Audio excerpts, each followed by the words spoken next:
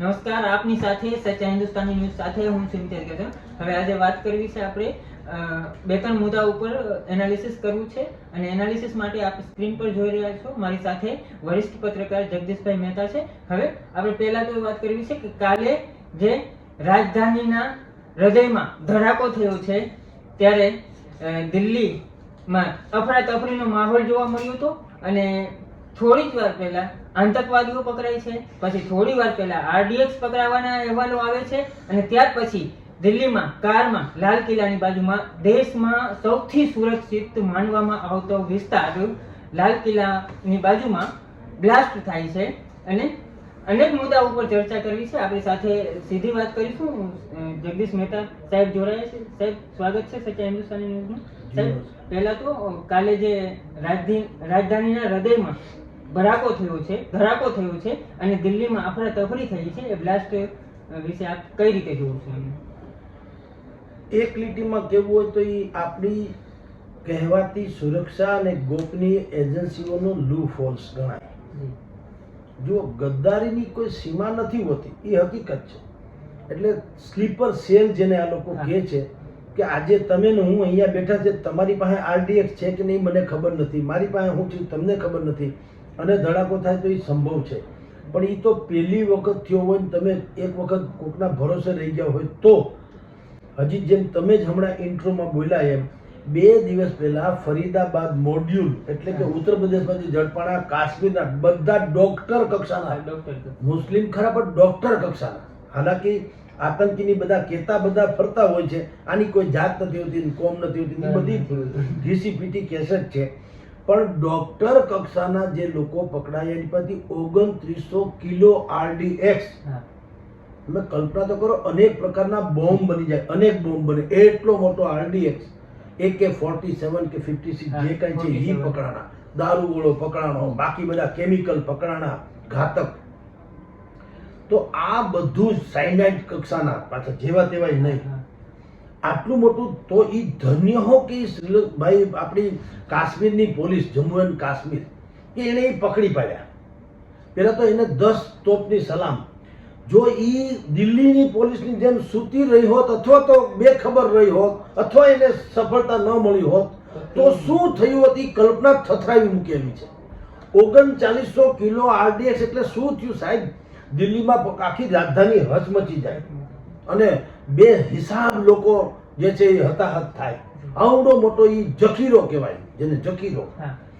પણ જમ્મુ કાશ્મીરની પોલીસ અને આપણી જે કોઈ ઇન્ટેલિજન્સ એજન્સીઓએ કદાચ એમાં શેર કરી હોય તો ધન્ય હો કે આપણે એવડી મોટી એક જે કંઈક કરુણાંતિકા જે છે એને આપણે ખાલી શક્યા. પણ એ એક છે. બીજી વાત એ છે કે જ્યારે તમને ખબર જ છે કે 2-4 દિવસ પહેલા જ લોકો આવડો મોટો જખીરો ને આટલા ત્રાસવાદીઓ પકડાયા છે.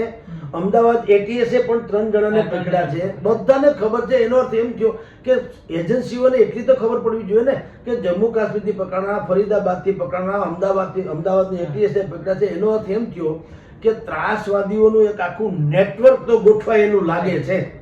ચારે કોરથી તમને પકડાય તો એટલી તો ખબર પડે ને, જેમ સિરિયલ બ્લાસ્ટ થાય એના જેવી વાતો છે. તો તમે એજન્સીને બીજું કામ શું? મૂળ કામ તો એ જ છે કે આપણા દેશના ગદ્દારો ક્યાં છુપાયા છે અથવા દુશ્મનો, બેમાંથી એક. તો આ જે છે લાલ કિલ્લાનો ગેટ નંબર 2, એનું પાછું મેટ્રો સ્ટેશન, આટલું સંવેદનશીલ વિસ્તાર, ત્યાં હરિયાણા પાસિંગની ગાડી આવે છે અને બપોરના એન્ટ્રી થાય છે, બધા ટોલ નાકા, ત્યાંથી પછી અહીંયા એક આવે 3 કલાક સુધી એમાં ડૉક્ટર ઉમર બેઠો રહે છે અને એના બોનેટ ખુલ્લું છે, ડેકી ખુલ્લી છે. એની અંદર હવે આ બધા પર્દાફાશ થાય છે કે એની અંદર આરડીએક્સ કે સમથિંગ વિસ્ફોટક કંઈક પણ હશે, એક્સપ્લોઝિવ, એટલે એને ડેકી બંધ ન થયું અને એનું બોનેટે બંધ ન કરી શકાય. આટલી હદે તેની તૈયારી હતી અને ડૉક્ટર ઉમર પોતે એમાં ડ્રાઈવ કરતો હતો કાળા માસ્ક પહેરીને. અને પછી ગાડી 6:52 થોડીક હંકારો આવી અને બ્લાસ્ટ થયું. આપણે બધા જાણીએ છીએ કે 12-13 જણા એમાં હતાહત થયા અને 30-40 જણા એમાં ઘાયલ થયા. તો સવાલ એ છે, આ જે ઘટના છે એ આપણને એમ થાય કે એક તો તમે કે હું એક રોંગ સાઈડમાં ખાલી જાઓ છો તો 10 પોલીસવાળા તમને પકડે છે, સીટી મારીને સાઈડમાં આવો, હપ્તા ભરો, પૈસા આપો કે ચિઠ્ઠી પડાવો. રાઈટ? તો તમે રોંગ સાઈડમાં ખાલી ચાલો છો તોય તમને પકડાઈ જાવ છો, તો આની આખી સાઈડ જ રોંગ છે. આરડીએક્સ જેવું આવડું મોટું લઈને ગયું, ક્યાંય તમારા એકે ઓલામાં આવ્યું નહીં, ઝામરમાં ન આવ્યું, ન તમારા સીસીટીવીમાં આવ્યું, ન તમારું ફલાણું, ન તમને ગંધ આવી, ન તમારી કોઈ ગોપનીય સંસ્થાને ખબર પડી, કશું જ નહીં. બોર્ડરમાંથી એન્ટ્રી એમને એમ થઈ ગયું. બિલકુલ. તો સવાલ એ છે મિત્ર કે આને ભલે આપણે એમ કહીએ કે બોલવું સહેલું છે, પણ હું એમ કહું જેનું કારક જે કરે બીજો કરે બગાડ, તાળું ઉગાડી ન શકે ને કટકા કરે કુહાડ. હું સમાચાર ચૂકી જાઉં તો મારો વાંક ગણાય કે નહીં? હા કે ના? હું અહીં બેઠો છું શું કરવા? મુખ્ય હવે આ જ સમાચાર છે દિલ્હીના. બે ઘડી માની લ્યો કે હું આ દિલ્હીના સમાચાર ચૂકી જાઉં, મારું છાપું બહાર પડું, કોઈ વાંચે? અને કોઈ મને ન કહે, હું એમ કહી શકું એ સોરી અમે ટીવી ચાલુ ન કરું, અમને ખબર ન પડી, એવું હાલે? છાપાના તંત્રી તરીકે મારે એવડી મોટી નોંધ છે, કોઈ બીજા નાના મોટા સમાચાર રહી જાય સમજ્યા, પણ આખો દેશ દહલી જાય એવી ઘટના હોય એ ન લઉં તો ચાલે, કોઈથી ન હાલે. અને જે ન હોય તો મારો લૂફોલ્સ જ ગણાય ને, તંત્રીનો વાંક ગણાય ને. એમ આ ઘટના જે બની છે એમાં હું માનું ત્યાં સુધી ભલે હવે બધી તહેકીકાત થશે ને દુનિયા બનું, અને આપણે ત્યાં પાછી મુશ્કેલી શું છે, હવે અહીંયા લાલ કિલ્લામાં થયું તો તમે જુઓ 13મી તારીખ સુધી લાલ કિલ્લો બંધ, ભાઈ તો લીલા કિલ્લામાં કરે, એને ક્યાં કોઈ મતલબ છે કલર આવે? ગુજરાતમાં એલર્ટ આપી દીધું તો પહેલાથી જ બધે એલર્ટ રાખ્યું હોત તો તમે કલ્પના કરો સાહેબ. અને એલર્ટ કરવું પડે એને તંત્ર કહેવાય? કોઈ તંત્ર એલર્ટ જ હોવું જોઈએ કે નહીં? બંબાવાળાને તમે એમ કહો કે મેં ફોન કર્યો, બંબાવાળા એમ કે ભાઈ હવે ટાયરમાં હવા નથી, પેટ્રોલ છે એ જે છે રિઝર્વમાં છે, ડ્રાઈવર ફાંકી ખાવા ગયો, ટાંકામાં પાણી નથી, આવું હોય બાપને ઘેર કોઈ દી? હોય હું બંબો તૈયાર હોય, તમે એને ફોન કરો એટલે કીક મારે, એનું નામ બંબાવાળા. ફાયર બ્રિગેડ કોને કહે? એમ તંત્ર એ એવું તંત્ર હાઈ લેવલનું કહું છું. અહીંયા આપણે કોડીનાર, ઉના, જુનાગઢ, જાફરાબાદમાં હજી આડાવડું શિથિલ બિથિલ હોય તો સમજ્યા કે અહીંયા કોઈ આવું થતું નથી. પણ લાલ કિલ્લો એ તો હદ નથી ગઈ ને, તો આડા દિવસે પણ એટલી સિક્યુરિટી હોય છે. તો એમાંય જ્યારે તમારે 3 દી પહેલા આટલા મોટા પાયે જખીરા સાથે આતંકવાદી પકડાયો હોય તો તમે એલર્ટ ન થઈ ગયા હોવા જોઈએ. તો એ ત્યાં આટલા એક્સપ્લોઝિવ સાથે ઘૂસી ગયો અને એને બ્લાસ્ટ કર્યા ને આપણો અત્યારે જુઓ તો હાહાકાર મચાવી દીધો છે. હવે બેઠક ચેઠક cheating meeting high level file, એટલે હાઈ લેવલ જ હોય ને. અમિત શાહની યારે બેહું તો કોઈ મારા જેવો જાય માણસ? એ તો હાઈ લેવલ. ગૃહમંત્રી યારે કોણ બેહે, રક્ષામંત્રી યારે કોણ બેહે, એનો શું મતલબ છે? જી કાલે રાત્રે જ સાહેબ અમિત શાહે કીધું, ગૃહમંત્રીએ, કે સુરક્ષા એજન્સીઓને સૂચના આપી દેવાની છે, મતલબ કોઈને મૂકવામાં આવશે નહીં, કાયદેસરની કાર્યવાહી થશે ને કડકમાં કડક પગલા લેવાશે ને, એ તો એને આપવાનું જ હોય સાહેબ. તો એમાં નવાઈ શું કરી? સવાલ એ છે, આપણે ઘણી વખત આપણને જે સાંભળનારા લોકોને એમ લાગે ભાઈ તમારે અહીં ઓફિસમાં બેઠે બેઠે બોલી નાખવું, દેશમાં એવું કંઈ હોય નહીં, અંધાધૂંધી વગેરે વગેરે.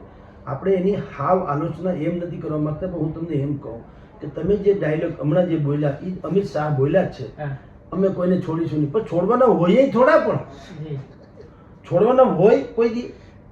તમે અત્યારે તો છૂટા રખડે જ છે ને. આ યોગી આદિત્યનાથ ક્યાં માસીનો છોકરા છે? તમે આખા દેશમાં જુઓ, બધા એનું નામ પડે એટલે ત્રાસવાદીઓ થથરે છે, અને જે માફિયાઓ થથરે છે. શું કામ? શૂટેડ સાઇટ. કાં માનવ અધિકારથી માંડીને કોઈ ભોજ્યોભાઈ ત્યાં નથી આવતો એને કહેવા, મારે કે તમારું સાંભળવું નથી, ફાઇલ ક્લોઝ, વાત થઈ ગઈ પૂરી. તો અત્યારે જેટલા લોકો માફિયા જેલમાં છે ઉત્તર પ્રદેશની, એ લોકો એના વકીલને કહે છે કે બોલો એટલા પૈસા આપો, અમને જામીન નહીં અપાવતા, અપાવશો તો મરી જાઉં, અમને જેલમાં કમસે કમ જીવવા તો દો. આવા ઊંધાર લોકો કહે છે, વકીલ ઊંધી રીતે રાખે, જામીન ન મળે એટલા માટે. તમે કલ્પના કરો શું કામ? ઓલો હાવ જ એવો ડણકે છે. તો સવાલ એ છે કે તમારી ધાક થોડીક ઓછી થઈ. દિલ્હી તો આપણું પાટનગર છે ભાઈ સાહેબ, આ કોઈ અંતરિયાળ થોડો થયો છે, એટલે એની ગંભીરતા ઓર વધી જાય છે. મેં તમને કહું ને કે આ કોઈ કચ્છના કે કોઈ જુનાગઢના, જાફરાબાદના કે એમાં કે અંતરિયાળ ખેતર બેતરમાં બન્યું હોત તો સમજી શકાય કે ભાઈ ત્યાં કોઈ બહુ ધ્યાન નતા આપતા ને કદાચ કોકે ત્યાં ટ્રાય કરી હોય. આ તો દિલ્હીમાં એ લાલ કિલ્લામાં ને એ મેટ્રો સ્ટેશનના ગેટ પાસે ને આટલી સિક્યુરિટીમાં ન્યાય બ્લાસ્ટ થયો, તમે શું કરી લેવાનું? જી સાધારણ ઘણા એવું કહે છે કે ખાલી કાર બ્લાસ્ટ હોઈ શકે છે, પછી કે આંતરવાદી પ્રવૃત્તિ એવું કોઈ હોઈ શકે છે, બોલો ટેરર અટેક જેવું ઘણા એવું. અરે યાર આ ગજબની વાત છે. કોઈ સામાન્ય માણસ નીકળ્યો એમ હોય કે હાલો ને આવ્યા છે બોમ્બ ફોડતા જાય એવું હોય? આ તો નોનસેન્સ ની પરાકાષ્ઠા છે ને. એમ કે અમે તો શું થયું, મને સીએનજી ની ટાંકી ફાટી. ઘણા એવું અરે કીધું છે નોટ સાહેબ. નોનસેન્સ. આને આ જગતની પહેલી જ એવી કાર હતી જેમાં સીએનજી ફિટ છે, પણ નથી. તો ફાટે તો કેટલી ફાટે. એમાં 12-13 ગાડીઓને લઈ લે અને 15-20 જણાને મારી નાખે અને 50 જણાને ઘાયલ કરે. એ કેવું સીએનજી હોય. જી. અને હવે તો પછી કાલે આ કેસેટ વગડતી હતી ત્યારે મેં કીધેલું કે આ બધી બેવકૂફી છે યાર. તમને સ્વીકારોમાં વાંધો શું છે? તમે બાકીનો કઈ ઓપ્શન છે એ સંભવ નથી. સીએનજી ફાટે ને થાય, કારમાં આગ લાગે, આપણે ઘણી વખત જોયું. તો વધીને એમાં જે લોકો હતા તો ઈ થાય, કાર સળગી જાય, આસપાસમાં થોડું ઘણું. પણ જે રીતે આ બ્લાસ્ટ થયો ત્યાંથી 4-4 કિલોમીટર દૂર જે હોટેલ કે માંડીને રેસિડેન્સી હતા, લોકોએ કીધું કે અહીંયા એવો તો અમારા કાચ તૂટી ગયા. 4 કિલોમીટર દૂર કાચ તૂટી જાય એવડો સીએનજી હોય કોઈ દી? તો હાવ બચ્ચાને ખબર પડે, ધાવણા છોકરાને ખબર પડે કે આ એક્સપ્લોઝિવ એટલે કે વિસ્ફોટ કર્યો છે કોઈએ.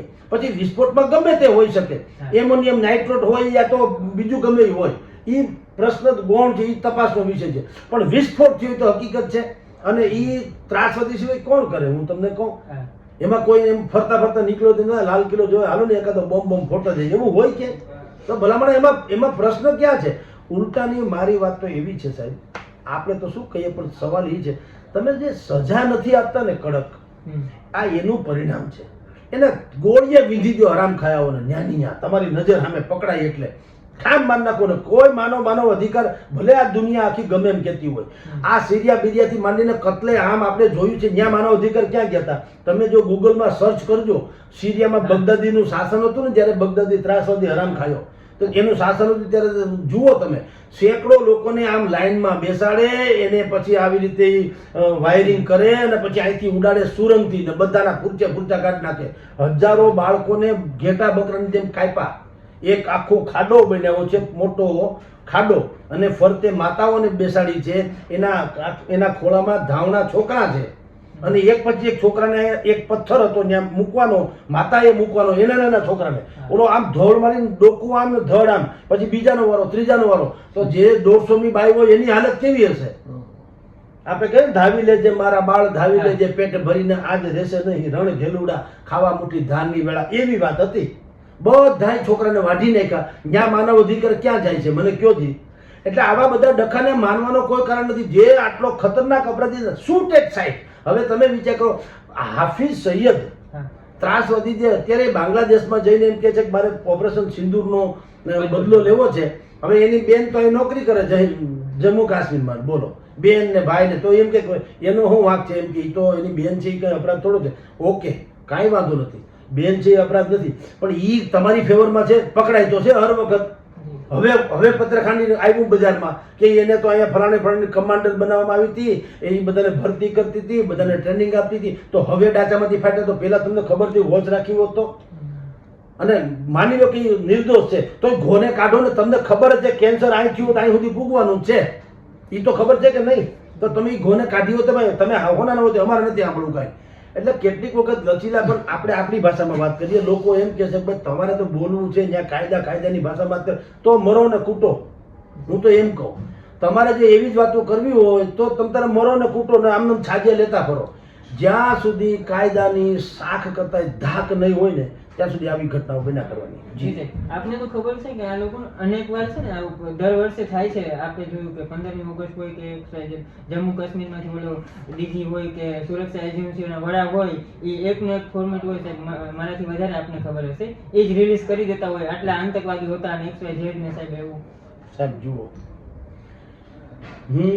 હું તો આમ તો આ લાઈનમાં તો 30-35 વર્ષથી છું. એમાં એક દૈનિકમાં મેં લાંબો સમય નોકરી કરી. મેં ત્યાંના, અને હું પહેલા પાનાનો ઇન્ચાર્જ હતો, ફ્રન્ટ પેજનો, એટલે નેશનલ ઇન્ટરનેશનલ સમાચાર મારે લેવાના.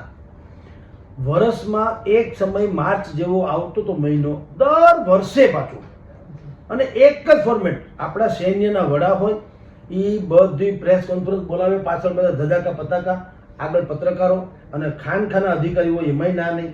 પણ કે શું ખબર છે? ખાલી તારીખ ને સમય બદલે એટલું કે એક તો સરહદની પેલે પાર, સરહદની પેલે પાર 300 ત્રાસવાદી. પછી કોઈ દી એમાં 285 કે 299 નથી થયા કે 301 નથી થયા. 300 ફિક્સ.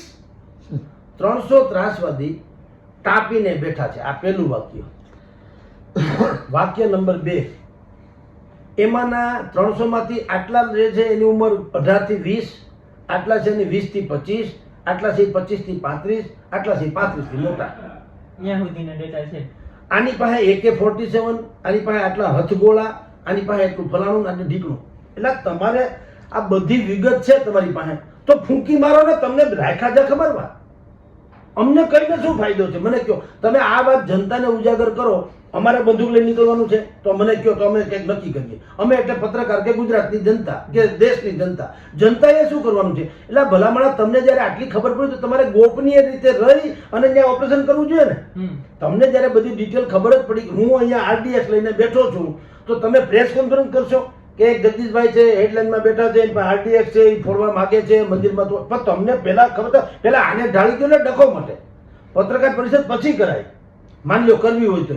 એની જેમ મેં આ કવર કર્યું એટલે તમને કહું છું, જમ્મુ કાશ્મીરનું વર્ષો સુધી, અને એ હજી અટક્યું નથી. અહીંયા હું અત્યારે હેડલાઇનમાં છું. હમણાં અમારા એક સાહેબ આવશે અને પૂછો કે મેં એવી પ્રિન્ટ કાઢીને કેટલી વાર એને આપી કે સાહેબ હું કહું છું ને હજી આ ચાલે છે. લીથો છે જૂનો, એ લીથો મને બહાર પાડ્યા જ કરે. હું કામ પડે રાજા રામ જાણે. તમને જ્યારે ખબર છે કે આતંકવાદી ટાંપીને બેઠા છે POKમાં, તો ન્યા તો છૂટ જ છે ને. ન્યા ક્યાં તમારે કઈ માથાકૂટ કરવાની જરૂર છે કે કોઈની રજા લેવાની જરૂર છે? બંદૂક મગરબત્તી કરવાની તો તમે સંભાળો કરવો છે. હું તો એમ જ કહું છું, ભલામણે તમને રાખ્યું કઢી હલાવા રાખી છે. તમે ઠોકી દો ને હરામ ખાયાઓને. તમને ખબર છે કે તમારા દેશની પત્રખંડ આવે છે, તમારા કેમ આ સુહાગ ઉજાડી જ ગયા ને આવા નવામાં.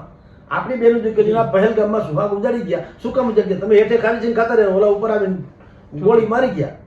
તો વાત એ છે મિત્ર, આપણે કહીએ એટલે લોકોને જે માનવું માને.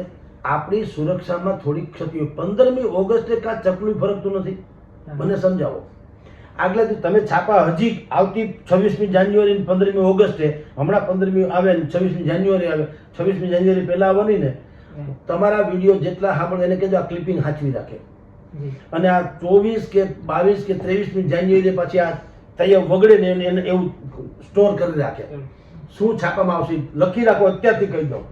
તમામ છાપાના હેડલાઇન કે 26મી જાન્યુઆરીના પૂર્વી સંધ્યાએ એક તો પેલા તો આતંકવાદી પકડાય 4-5 જણા, જાણે ફિક્સ હોય એમ. દર વખત કહેવાતા આતંકવાદી પકડાઈ જ જાય પાછા, ત્યારે બધું થઈ જાય. બીજું કે મોટી આતંકવાદી ફિરાકમાં હતા કે લાલ કિલ્લા ઉપર જે આપણો કાર્યક્રમ થવાનો છે, ત્યાં એમ કે આ લોકો હાહાકાર મચાવવાના હતા પણ પકડી પાડ્યું. એક તો પહેલા પકડી દે અને એ આવું કરવાના હતા એવું બધું લખી રાખે કે પાછા એની પછી પકડાય કેટલું કે AK-47 નો આટલો જથ્થો, આટલા ગોળા, આટલા પકડાય 3 જણા ને ગાડું એક ભરીને હથિયાર બતાવે. તો એ કઈ રીતે ઉપાડતા? હવે તમે ને હું એટલા રીંગણા લઈને જાય તો કોઈ પૂછે કે આ બધું શું છે ભાઈ? એ તમારે રીંગણા પડે. હથગોળા લઈને કેટલાક ઠેકાણે જતા છે. એટલે હવે ખબર નહીં આ જે કઈ છે. અને બીજું તે દિવસે ભાઈ હાલો કદાચ માની લો 2 ઘડી સાચા છુઓ, 2 ઘડી માની પડીએ તો તેદી કાંઈ નથી કઈ થતું ને. અત્યારે જ કાં ફૂટીને અમારા કાં કરમ ફૂટલા છે અમારા ને. તમે હારા કઈ અમર પટો લઈને આવ્યા, તમારામાં ચકલું ફરકતું નથી ને અમારા તો પોતા નીકળી જાય છે. એટલે કાંઈક સમથિંગ ઇઝ રોંગ. આપણે આને બહુ લાગણીથી જોવાની કાંઈ જરૂર નથી. આપણામાં કાંઈક લોચો છે. નહીં તો કોઈની મજાલ છે કે આવી રીતે આપણો સત્યાનાશ આવીને પાટનગરમાં કરી જાય તો હદ ન કહેવાય. આ તો લાલ કિલ્લા ઉપર કાલ તો કે સંસદમાં થઈ ગયું તો શું કરવાનું? એટલે આ પ્રકારની થોડીક લૂફોલ છે. હા, ગદ્દારી જગ્યાએ છે, એમાં ના નહીં. આપણે એમ જો આ જ કારણમાં અત્યારે ધારો કે જે પકડાણા હોય એમાં ધારો કે હું તો દાખલો આપું છું કે ભાઈ મૂળશંકરભાઈ જોશી ને કર્ણાશંકર ઉપાધ્યાય ને એવા પકડાણા હોય તો એમ લાગે ભાઈ આને તો અમે બ્રાહ્મણ હેમત હતા, અથવા તો આને કોઈ દી આનો બેકગ્રાઉન્ડ કોઈ દી ટેરરિસ્ટ નું રહ્યું નથી એટલે થાપ ખાઈ ગયા. દાખલા તરીકે વાત કરું છું, આમાં કોઈ નામ લેવા દેવા નથી. પણ તમને ખબર જ છે કે તમારા શત્રુ કોણ છે. એમાં પહેલગામમાં થયું ત્યારથી બોલો હાફિઝ સૈયદે કહે છે કે મારે આમ કરવું છે.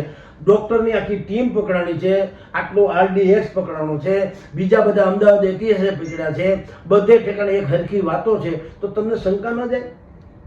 અને કાં ચેકિંગ કરીને ન વ્યવસ્થા કરવી જોઈએ? શું કામ આવું થઈ જાય? હવે થયા પછી પાછા ઈનો ઈ તમે એમાંથી બધું ભેગું કર્યું. હવે કે મેટ્રો સ્ટેશન બંધ ને લાલ ફરણ બંધ. અરે કાકા એ તો બસ સ્ટેશનમાં જ ત્રાટકે. તમે તો નોનસેન્સની પરાકાષ્ઠા છે. એને એવું નક્કી કર્યું કે નહીં હવે ફોડવા તો લાલ કિલ્લાની બાજુમાં ફોડો, નહીં તો ન ફોડો. એવું હોય એ તો જ્યાં મળે ને ફોડે ને.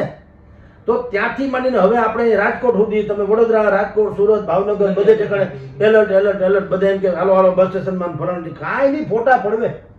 હરામ બરોબર જો કઈ થાય ફોટા પડવે. બાકી બધાને બધી ખબર છે કે કોણ ક્યાં હું કેવી ગતિવિધિ છે. આનો ઉકેલ એવો છે મિત્ર, આ ભલે આપણે બધી વાત કરીએ, ઉકેલ શું છે?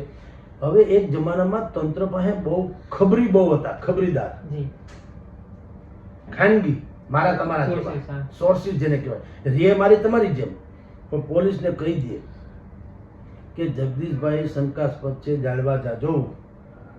કાલી છગન મગનભાઈને મળ્યા હતા ને કંઈક આવી તેવી વાતો હાલતી હતી, આવું કે એટલે પોલીસ બુદ્ધિપૂર્વક મારી ઉપર વોચ રાખે. ભલે હું અત્યારે ગમે એમ દેખાતો હોઉં, પણ કાલ સવારે હું બગડવાનો હોઉં ને મારી કંઈક ડગલી ચસકવાની હોય ને તો સરકાર આપણી ઉપર વોચ રાખે. ખરેખર મારી ગતિવિધિ હું છે જાણી લે અને રંગે હાથ મને પકડે. એ ખબરીદારો જે હતા ને એ ઘટી ગયા, યા તો એને ઓછા થઈ ગયા, યા તો સરકારે કાંઈ નાબૂદ કરી કે ગમે એમ હોય. એ ખબરીદારો જે છે ને એ જ આમાં ખપ લાગી શકે. કારણ કે તમે દરેક કોઈ પણ કોમ ધર્મના નામે તો તમે કોઈને રોકી નથી શકતા. એટલે એનો યુનિફોર્મથી પહેરીને હોય એટલે આપણે સમજી માની લેવાનું કોઈ કારણ નથી. પણ ખબરીદારને ખબર હોય કે કોણ શું કરવા જઈ રહ્યા છે, તો ખબરીદાર ન હોય તો વધારવા જોઈએ એમ કહું છું. એક્શન પછી આવે. લશ્કરના કમાન્ડોને કંઈ ન્યા આતંકવાદી આવે કોઈ દી? આતંકવાદી ક્યાં હોય? મંદિરમાં છુપાય, કોઈ બીજા વિસ્તારમાં છુપાય, વાકાતરામું હોય, પેલા દુકાન માંડે, ફલાણાની બધું વાકાતરામું બધું કરે, એને રેકી કરી કહેવાય. એ રેકી કરે ને પછી ત્રાટકે. તો એની જે ભૂમિકા હોય, એની આંખથી માંડીને એની વર્તણૂક જે છે એ શંકાસ્પદ હોય, તો જે કહેવાતા ખબરીલાલો એને ખ્યાલ પડે કે આની વર્તણૂક કંઈક વાકાતરાહી છે, સિમ્પલ નથી, તો કંઈક મેળ પડે. એટલે સરકારે આપણું જાસૂસી તંત્ર જેને કહેવાય, ખબરીલાલો જેને કહેવાય, નેટવર્ક જેને ગોપનીય કહેવાય, ગુપ્તચર એજન્સીઓ જેને કહેવાય, એને ભયંકર સુદૃઢ બનાવવાની જરૂર છે, તો મેળ પડશે. જી સાહેબ, ખૂબ ખૂબ ધન્યવાદ. હવે